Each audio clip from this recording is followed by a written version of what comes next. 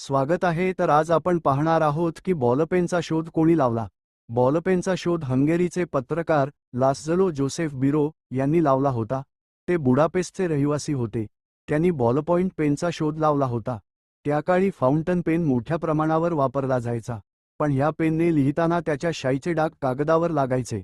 ह्यामुळे बिरो यांना लिहिताना अनेक समस्या समोर येत. बिरो यांना वाटले की एखादा असा पेन तयार करावा ज्याची शाई लवकरात लवकर सुकेल आणि लिहिताना कागदावर डाग पडणार नाहीत. बिरो हे पत्रकार आल्याने त्यांच्या लक्षात आले की वर्तमानपत्राची छपाई करताना ज्या शाईचा वापर केला जातो ती लवकर सुकते आणि त्यामुळे कागदावर डाग देखील पडत नाहीत. त्यानंतर त्यांनी एक प्रयोग करायचं ठरवलं.